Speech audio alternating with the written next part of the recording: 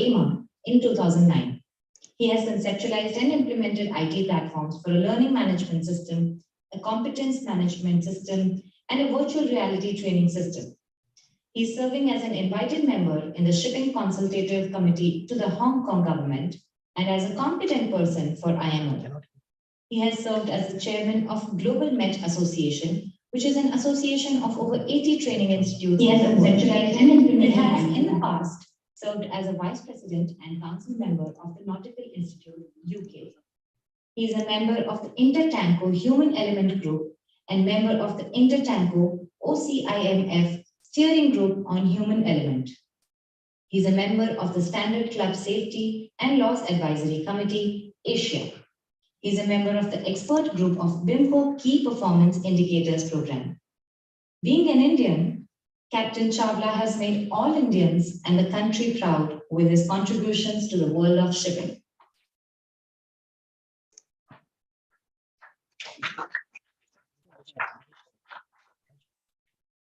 Hi, can you guys hear me?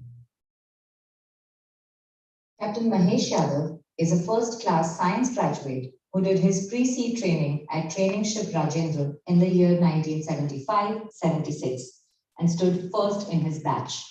He served with the Shipping Corporation of India from 1976 to 1989, from cadet to master, and during this period, he obtained extra master's certificate in 1986.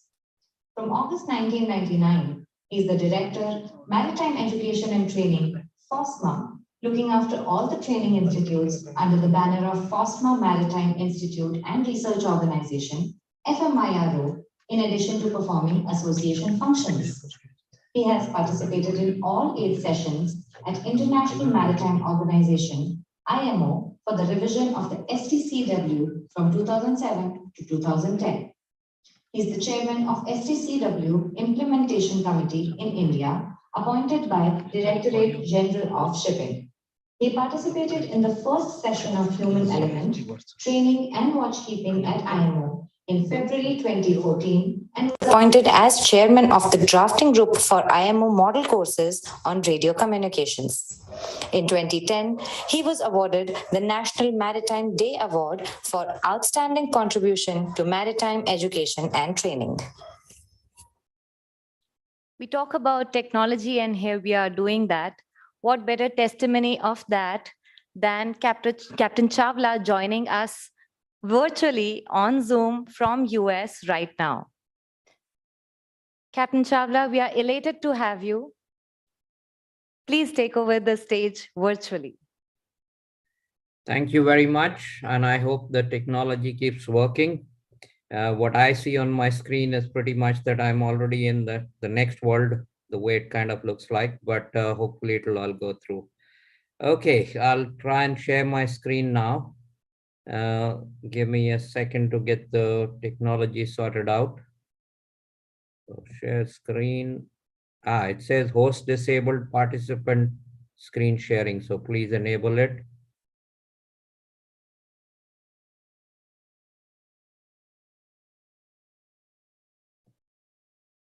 Okay.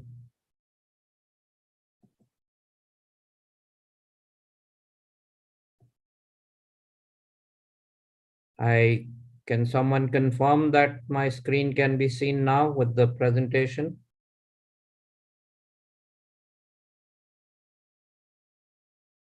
Hello? Yes, sir, we can see your screen. Okay, well as... thank you very much. Yes. And thank you very much for the invitation. And it's great to see people, even though it's virtual. I can see Rajesh Tandon while receiving the felicitation that he would be soon looking into the elections in the coming next election cycle in India. So Rajesh, Shukla, Captain Mr. Deepak Shetty, and all of you whom I've been able to see, it's really great to see you. I wish I was there, but we'll hopefully make it for the next one in person. So let me start on the topic that I've been given so that I can stick to the timing. So what's happening in emerging technologies? I think the whole world is kind of being disrupted by the technology that we are all seeing coming up in our maritime industry. So what's changed since I joined Sea Life? I think that's what the 1970s cargo ships kind of looked like. I can still remember State of Gujarat, State of Kutch, Deshbandhu, some of the very nice ships of SCI. And that's where we started our sea career. The engine rooms, where we didn't go too often as deck officers, were pretty much oily, hot, etc. And now we are all kind of managing or sailing on ships which are 20,000 TU. They have very, very fancy control rooms and integrated bridges. Our workforce, I think, is completely changing. We are the obsolete generation, and by 2025, I think the maritime industry will have 70%, 5% of its workforce, which will be millennials. The millennials, as we all know, bring about their very individual personalities, which are very different from the way we are, and the training systems, etc., that they will be needing will be very, very different from the way we were treated or the way we learned our skills. So, how ships are being managed from ashore also, I think, has completely changed. So that's just a screenshot of our 645 ships, how they look on my computer screen, a screen grab. And each of these ships can be monitored every 15 seconds. I mean, I remember when we started sailing, we used to kind of send a message once in 4 days or something. And the company was happy not hearing from us. Today, we have the chief engineer and master pretty much connected on by WhatsApp to the vessel manager practically 24 by 7. And I can assure you, not everybody likes that, but that's the way the world has moved. We look at our ships in very fancy fleet operation centers 24 by 7. We can pretty much see all the machinery data on our dashboards on our phones also. And we could even watch one of our ships actually doing the docking operation pretty much in real time. I think the way we are understanding navigation is also completely changing. It's not very uncommon to have these augmented reality kind of camera systems together with some AI algorithms. So these cameras pretty much lock into the targets even at night. They're effective up to a range of maybe about 3 miles. But the Furuno system, for example, gives you all the information about every target. And it's not yet commonplace on every ship, but we have something like 12 ships now using these very ultra modern uh, camera based systems. And I think the next thing that is coming in is what is going to be called auto intelligent routing, where ships' future expected course line and speed based on their past record will also be available to the navigator. So if you're looking at a cross-channel ferry in Dover Strait, it will tell us that this is a ferry and this is the usual route it does. So expect it to slow down or increase speed in so many seconds, minutes, whatever. Arrival times, anchorages are going to disappear more and more, and we will be arriving just in time. We've done this thing already few times, and the next port is Singapore, where this is going to become pretty common. And so the whole way that we are doing our navigation is also changing. I think how we communicate is changing. Our youngsters, our children look like these young boys. In the 70s, they look like the ones on the left, that we were kind of just the hippie generation. And now they would sit next to each other all on their own little mobile phones and tablets. And that's how they would communicate. I always say that if you have 12-year-old children today, you want to say something important to them on the dining table, don't say it, text it to them. It has better chances of it being understood and read. So the love of technology is pretty much defining this generation. I think knowledge is no longer the purview of few people. Knowledge has become universal.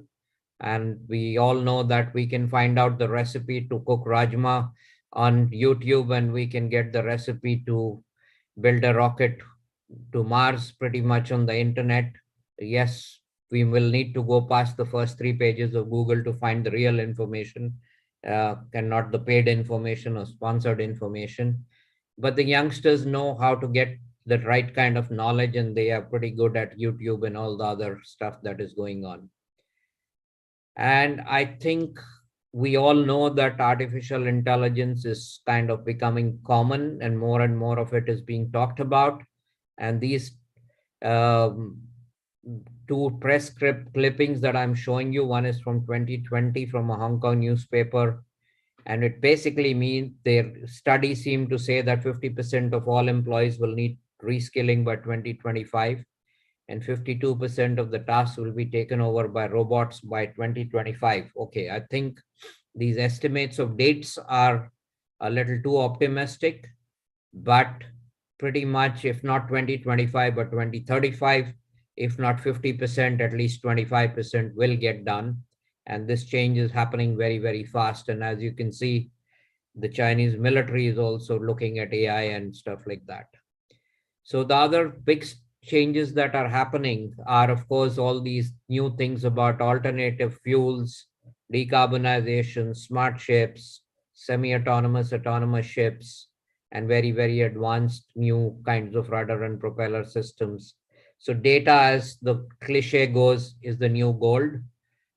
So hopefully, with India being one of the leaders in IT industry, we will be the next Saudi Arabia of the world with lots and lots of gold with us. Okay, so what does that bring about to our topic? I think the competencies and training required for the future seafarers are also changing very, very fast. They need to change. I think we need to understand the qualities of the millennials.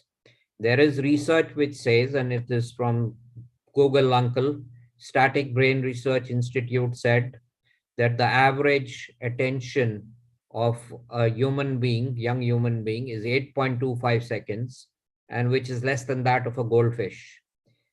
So we need to accept that all of us are getting a smaller span of attention, and we'll need to allow that fact into what we design in training.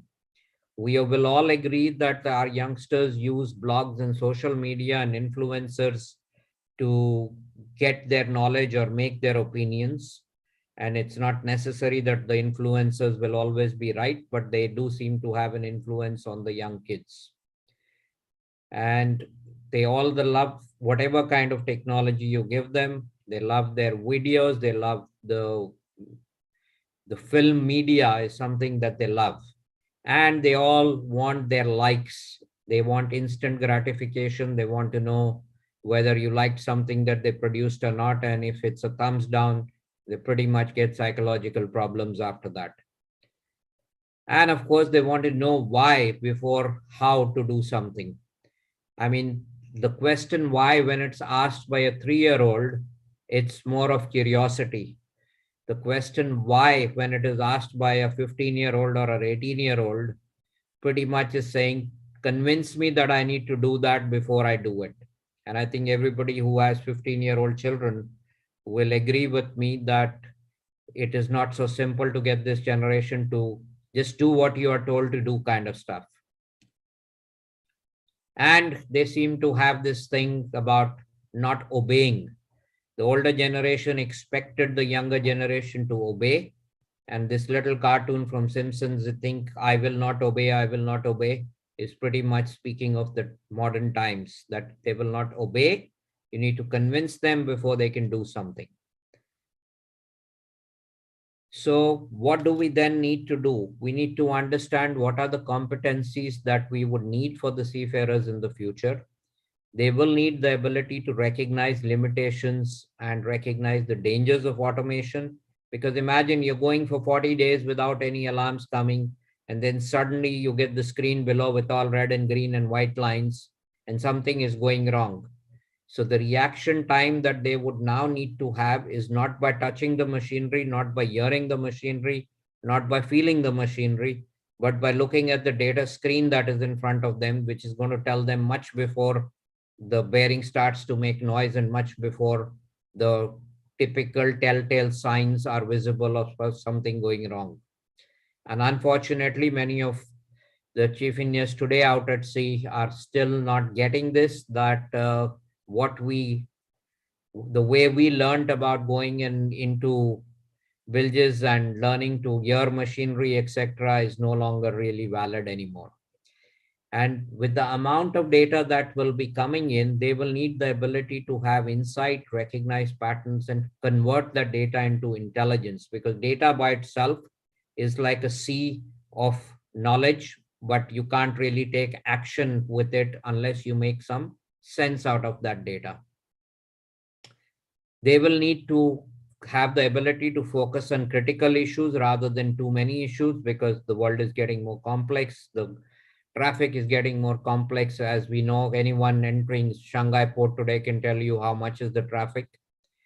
The pace of change is going to be extremely high, and hence the ability to manage change on a continuous basis would be a quality that they will need.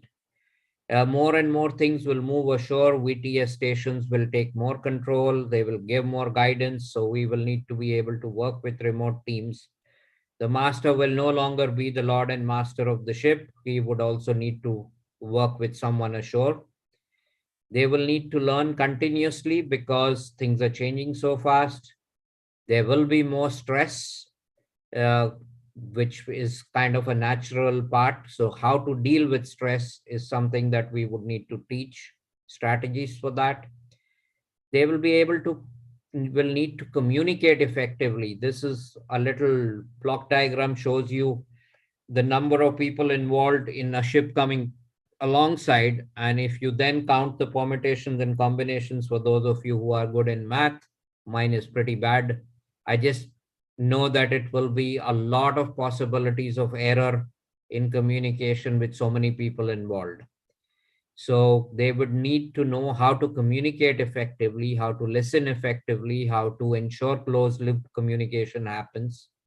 And then with all the complexity that is happening, they would need to be a leader, they would need to be a facilitator with their staff, and the old style of managements will go away. So I think it's time to redesign how we teach and what we teach. Do we really need to teach a lot of knowledge stuff which can be found on Google or on YouTube? Possibly not.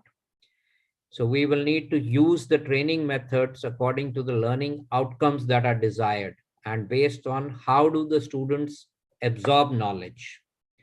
So now give some practical examples based on obviously Anglo-Eastern, because I'm with the same company for 35 years. So in a way, that's where my world is. So this is micro learning videos that we do. Everything is below 30 seconds. We can watch their watch time just like Netflix. And obviously the name is kind of inspired by Netflix. So this is one pillar of the future of learning, micro learning videos. The second pillar, I think, is going to be virtual reality, augmented reality, and whatever else comes out in the metaverse. These topics, they're not suitable for everything. There are some limitations on virtual reality technology. Some people wearing the glasses after 15 minutes don't feel so good. They feel uncomfortable. So as the technology improves, I think this will pretty much be a big thing in training. It's a multi-billion-dollar industry already. The third pillar, I think, of future of learning is gaming. The games will become more and more sophisticated. The games will become more and more fun, and the student will enjoy learning rather than being kept in a classroom and forced to recite some knowledge back to in an examination. I think the simulation technology will continue to remain. Now, there is some research going on, and I'm part of some of those projects where they are also trying to bring in the simulators in the Oculus or whatever glasses. I am not yet convinced that that will happen in the next 3 to 5 years. I think it's going to take longer to build that in technology into VR. But in the meantime, these big mock-up simulators that we use, I think are going to become more and more important. And frankly, if I was in IMO and if I had the power, I would make it mandatory, like the airline industry, that everybody should go on a simulator at least once in a year or 2 years. Right now, the oil majors have made it 5 years, and I think it needs to come down further. And I think the training time on simulator should be 3 times what it is today. I mean, a 5-day course, I think one day goes in just familiarizing the student with the equipment on the simulator. So I really think that we should use these simulators a lot more in our world. There will be more and more use of systems, you know, softwares like Mentimeter or Kahoot or whatever, all these other ones.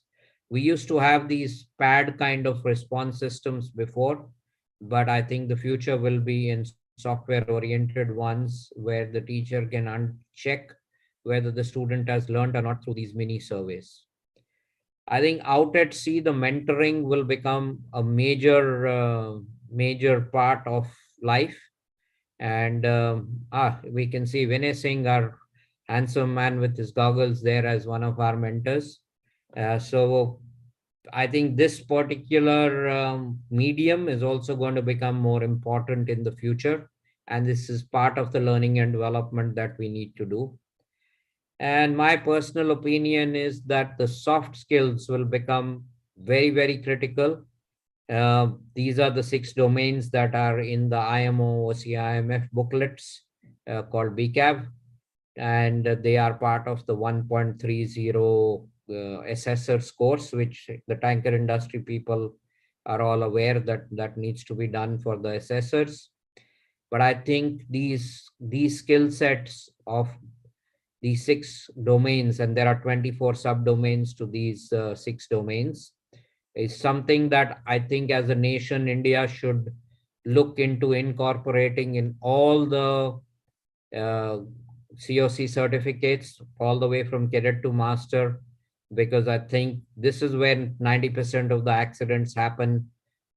We shouldn't call them human error. We should call them errors of the ecosystem. And one part of that error chain is communications or lack of communications or misunderstanding of orders or not orders not being sufficiently explained. We all know the terminology of toolbox talks and risk assessments, etc.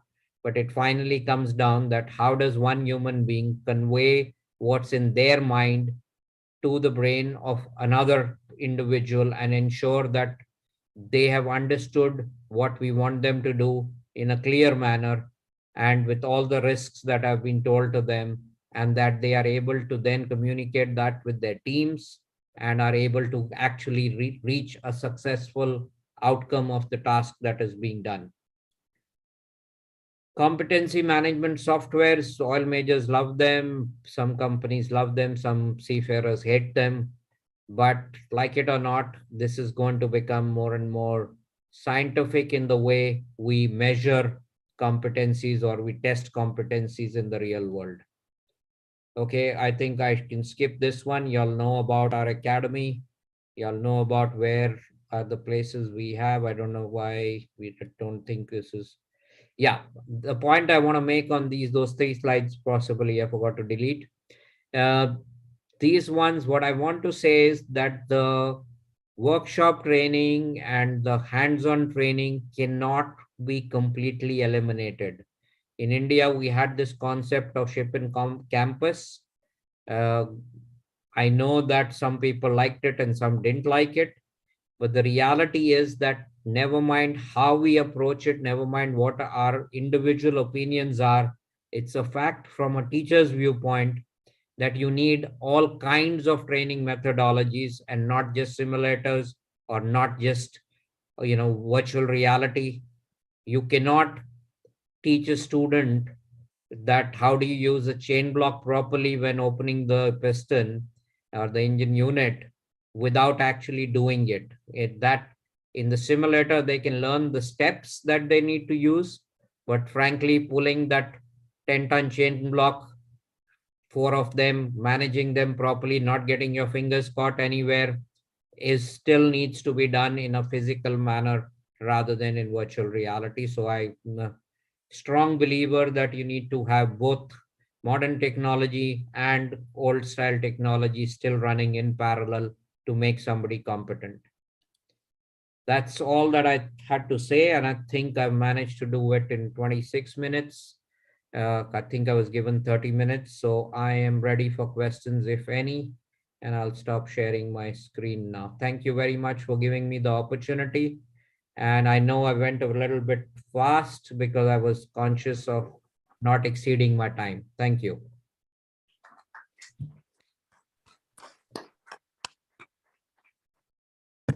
Thank you, Captain Pradeep Chawla, for a wonderful presentation. Good morning, ladies and gentlemen. I'm your moderator. Captain Pradeep Chawla, can you see me? Yes, I can. Yeah, thank you. It's really has been a pleasure watching you making presentations on various topics over the years, primarily connected with the maritime training. And if I recall correctly, the first one that I saw was in the year 2000 during the Lloyd's Manning and Training Conference at Oberoi Hotel. And that time you had made a big long presentation for the growth of GDP and how the trade is going to change and how it is going to affect the entire maritime sector with the figures, with the change in income patterns of the people from various countries, from China to Philippines and India and whatnot, the purchase power parity, and with that, how the trade is going to change, and with that, how the number of seafarers are going to increase. That's a 22-year-old memory. Thank you so much. Just to inform you, of course, you will know already that from that time of the year 2000, with about 60,000 seafarers, we boasted of 6% of the world seafarers population. We have come a long way to 240,000 seafarers, making it about 12% of the grand total, about 19 lakhs. And as the trends goes, the target is to make it 400,000 seafarers from India out of a grand total of 2 million seafarers population, to make it 20% by 2030. Thank you so much. Now, coming back to the audience and the presentation that you made, just one small comment I will make, that from the statistics and the numbers in the year 2000, you also come a long way with all the images and pictures for us rather than any other statistics. Thank you. Any questions from the audience now?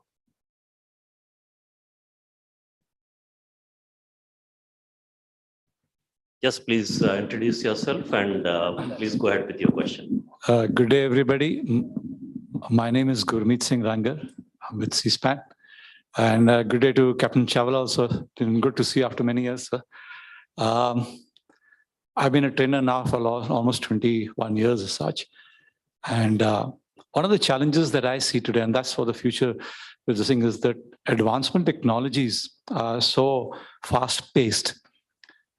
At the same time, we need to keep our officers and seafarers entirely well abreast with the changes.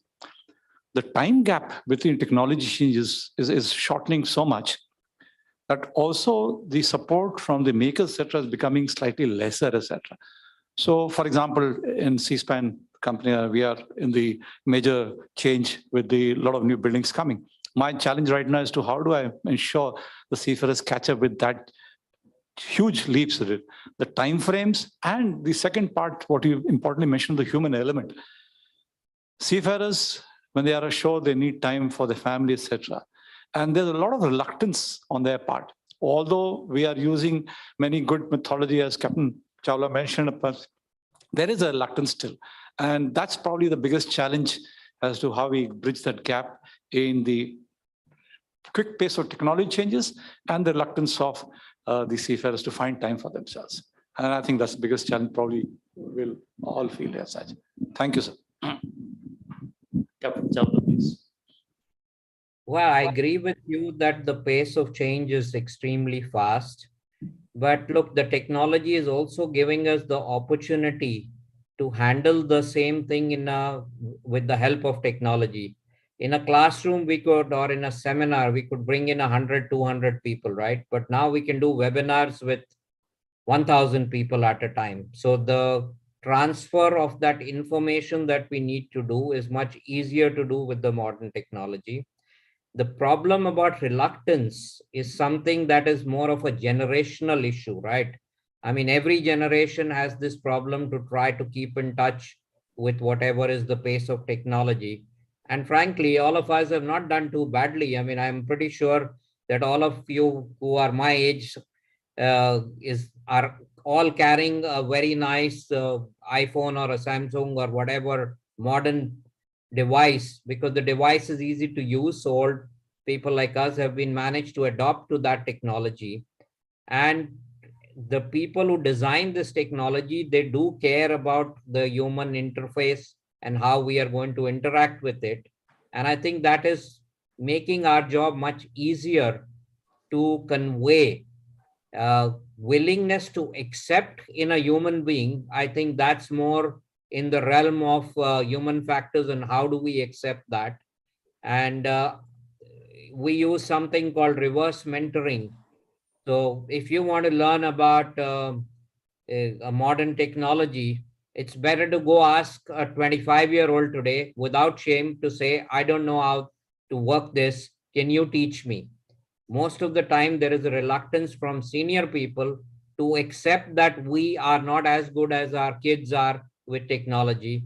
And if we keep an open mind that by the age of 60, we also need to go back to school to learn modern technology, I think if we work as a team with the youngsters, I mean, my way of thinking is in every department, there should be one who is bringing the wisdom and the caution, and there should be a young person who is willing to take chances and use new technology, and that team should kind of work together rather than just having senior people and junior people. Little controversial, but can be done. Thank you. Thank you very much, sir. Yes. Captain Vivek Bhandarkar.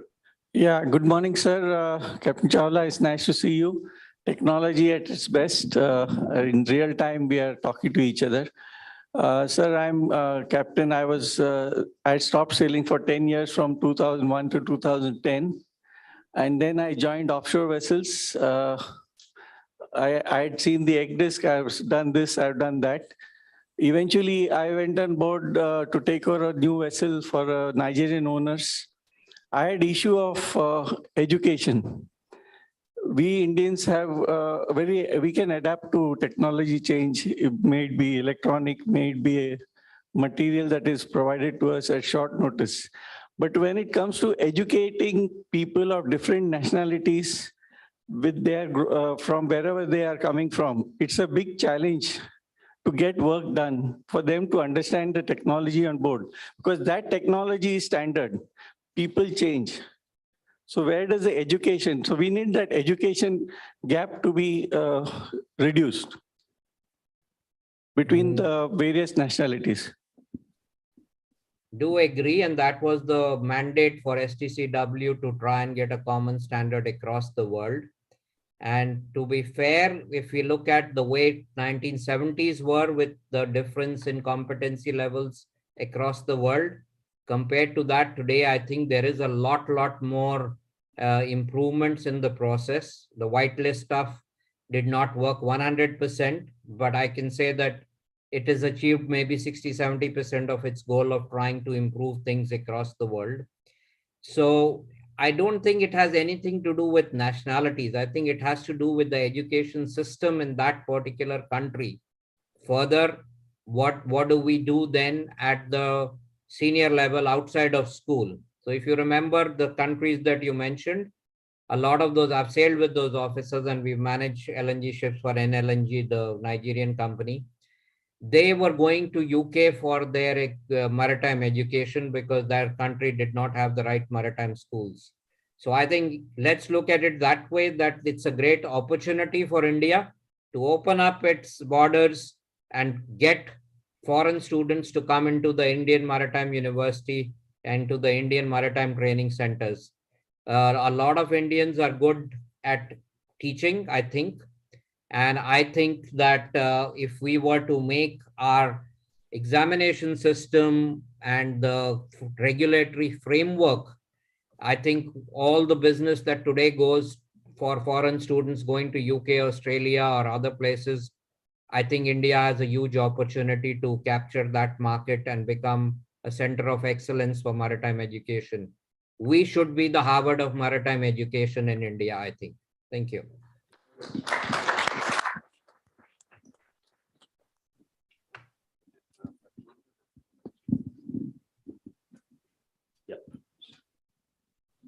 Anybody else? Yes, sir, please. Mr. Deepak Shetty. Good morning, Captain Chawla. It's a pleasure to reconnect with you. I mean, despite the time zones and the cross continents.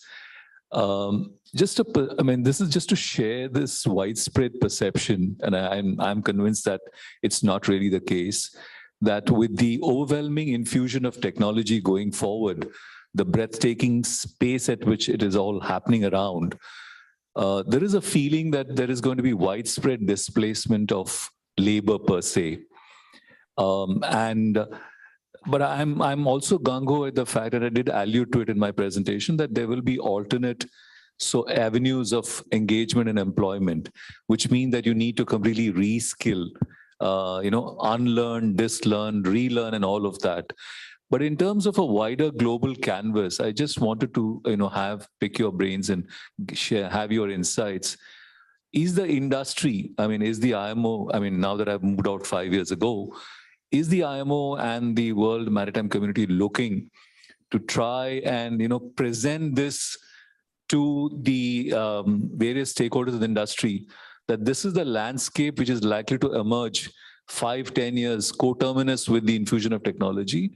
And how is it that the alternate avenues will open up so that, while on the one hand, we, just as Captain Mahesh Yadav did mention, that we bid fair to have around 400,000 seafarers from India, but somehow there is a perception that there's a mismatch between the two. So just your thoughts, please. Thank you. Yeah, thanks for that question. Very interesting. Yes. So actually there is a UN Global Compact organization, which is presently formed a group called Just Transition for the Maritime Workforce. It was ICS and a few other people, including DNV, are very much part of it. And as Anglo-Eastern, we are taking part in it also. So, of course, at the moment, the discussions in this group are more exploratory in nature rather than finding solutions for it, because I don't think as a community we are capable of, at the moment, predicting the growth of technology and when that will start to affect the maritime employment of displacement and the need for learning and relearning. My personal opinion about it is that the regulatory framework will take longer than the technology to come into being. And like it is already happening, there will be clusters in various parts of the world where the new technology will be tried, tested, and sharpened. And in the way I can think about it is that we will first get into a stage where we will have unmanned bridge operations, like unmanned machinery spaces. And we will start to reduce the manning on board. And my finger in the air kind of estimation would be that in 20 years' time, provided the regulatory framework catches up, we could have ships which would be sailing with probably 2 navigators, 2 engineers, and maybe 4 or 6 crew. And why I say that that could happen is that the technology is already well proven in other means of transport, both in space, in rail, and in automobile industry, that we have the capability to control a moving object in a very accurate way, and it will stop for the dog on the street kind of stuff. so what I think is the regulations will probably go in the direction that when you come out of the economic zone of one country till you reach the economic zone of the other country, you could have the ship on autonomous mode. And people will be required. And of course, as we all know, there is this perception that we are not going to allow an LNG ship coming into our port without humans, because at the moment we trust humans more than we trust the technology. But in the same way that we have docking stations in space which work faultlessly, there will be a time when the shipping technology will be as good and things will go without accidents. And that's the time. Of course, all seafarers are worried about it. So probably, at least I think in the next 50 years, we may not reach the situation where we don't need the 400,000 seafarers. But I'm 100% sure that we will have jobs ashore for a lot of the supervisory functions. And in fact, one of my reasons for being in the US is to understand what they do in the drone technology business, about how do they train people, how do they control their aircraft, etc. There are standards already being developed in the US, and we're trying to get more information about it, because I think, yes, as Indians, we will need to also train our seafarers to be ready for that transition if and when it comes, maybe 5 years, maybe 10, maybe 15.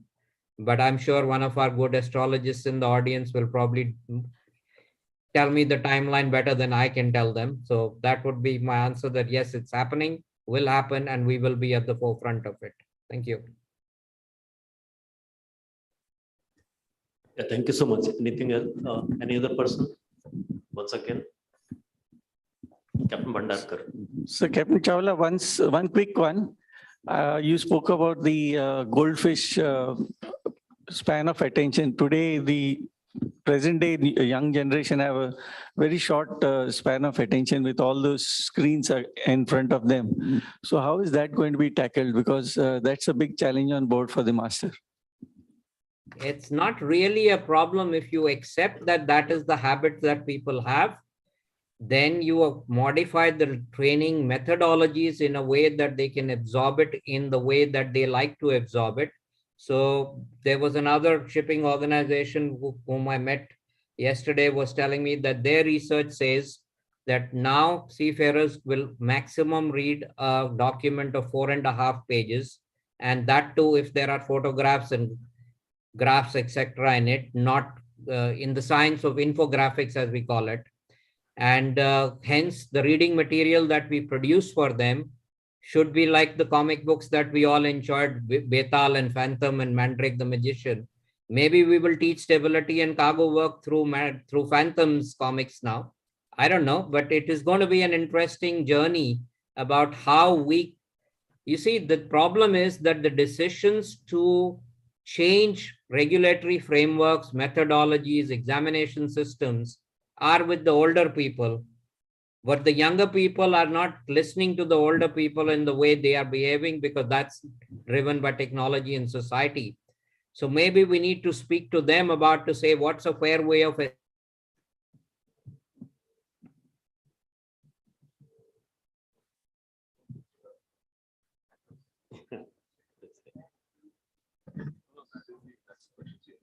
And while they are correcting this, as I can gather, at least 2 action points out of this session.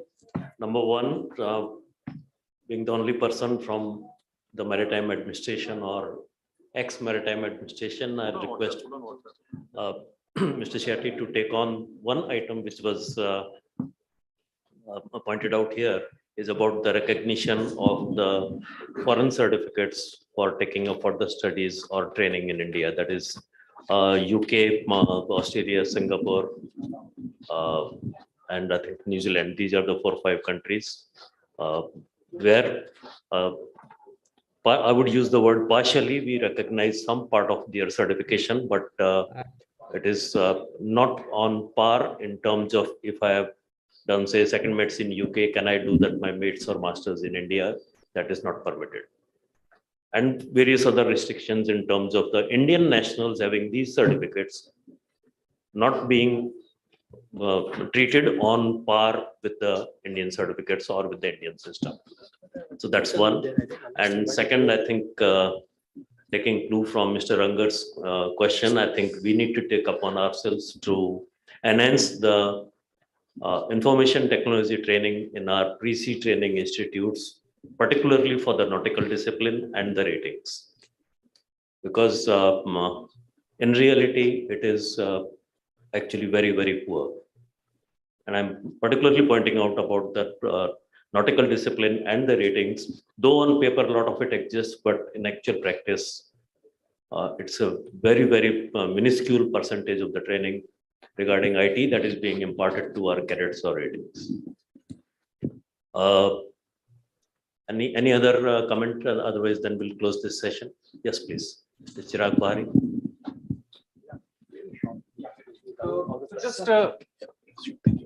I'm Chirag Bari from ICE1. Good morning, sir. And so we are seeing, in technology, definitely we need technology to advance and the CFAs to embrace that. At the same time, what we are seeing in the charity as well, in the reports of cases coming in, the youngsters are facing a lot of issues when they go on board ships, and the mental health issues have been deteriorating.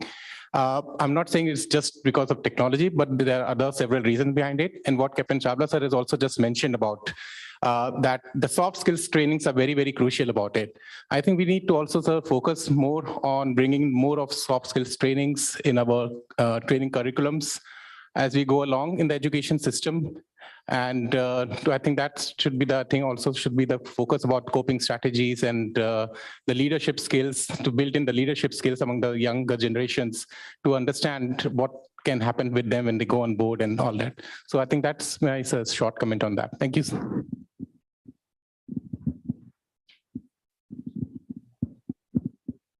Yeah, Captain Chawla would like to respond.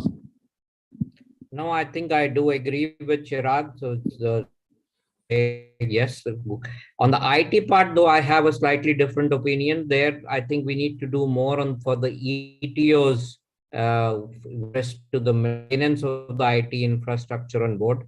For the usage of the IT systems, yes, the nautical and the engineering students would need to learn. I mean, if any of y'all have seen this Vatsala FOSS program, it's amazing about what is happening today in the world of technology for the youngsters. I mean, there is no more passage planning. The route comes from ashore and it takes 30 minutes to make a passage plan for across the ocean. So using that technology, etc., should be the focus. Not in what we put in the curriculum is very important in the IT education. And with respect to the maintenance, I would say, I would urge all of you to look at the ETOs as the future IT officer of the ship. Thank you. Okay. Thank you, Captain Chawla. And I think I already got enough offense to say that let's move on to the next session. Thanks a lot. Thank you very much. And I will disconnect now then. Thank you. I am amused and amazed, not so much at the generation of mine or the one coming after me, but the generation that I'm listening to. Adaptability, the way you have adapted yourself to technology and how we are coming up, that has left me fascinated. In Captain Chawla's words, the love for technology is what we are born with. And it's very easy, it comes very easy to us. The thing that I took away from him was the wisdom of the seniors and the ability of taking chances and risks of the juniors. That will make an amazing duo going ahead. Thank you so much, Captain Chawla. Your memento would reach your Mumbai office. In the meantime, can I request Mr. Shetty to please felicitate Captain Yadav with a memento.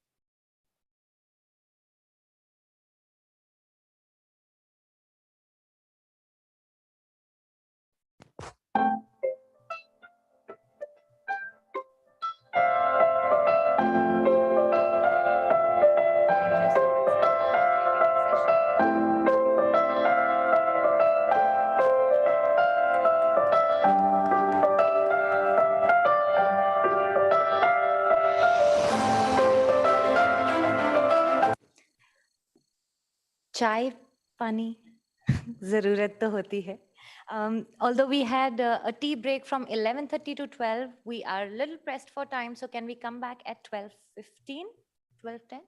Shaukat, when do? 12:10, 20 minutes. Thank you so much, everyone.